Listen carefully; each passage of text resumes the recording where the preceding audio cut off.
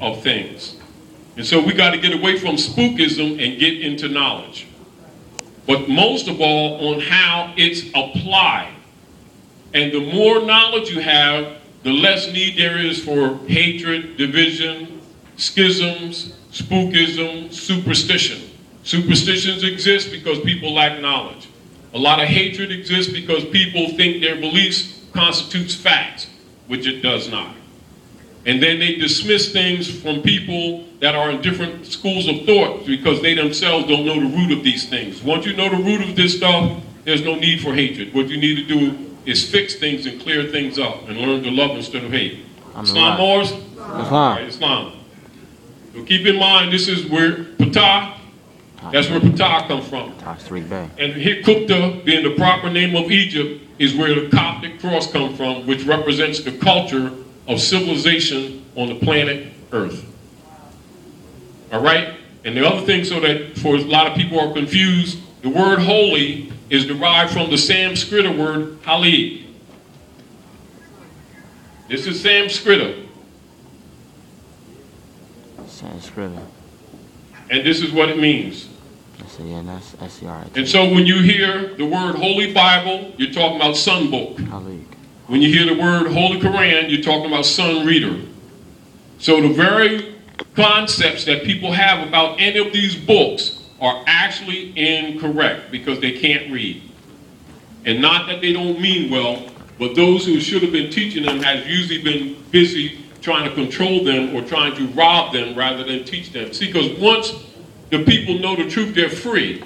Free mainly from the priesthood who've been raping them. That's why they don't want people to know things and why they keep people all divided up, spooked up, and they misrepresent them books.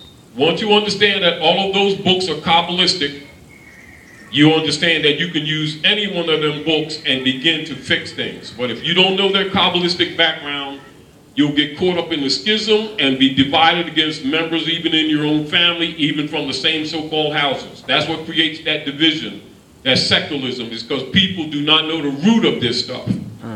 Therefore, this is why you're given moorish science, because you're taking above the belief degree. Are we clear? So it's just a little snippet to let you understand.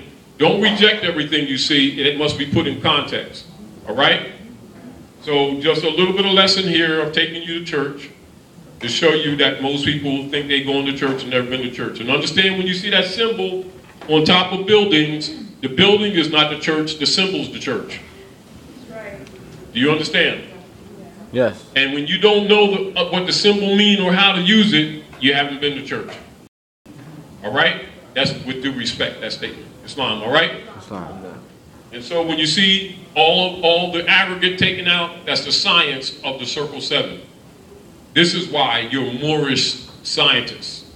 And this is why you go back to the state of mind of your ancient mothers and fathers so you can reclaim that which has been misrepresented or taken from you and corrupted, and clean it up and begin the missionary work of helping to uplift fallen humanity.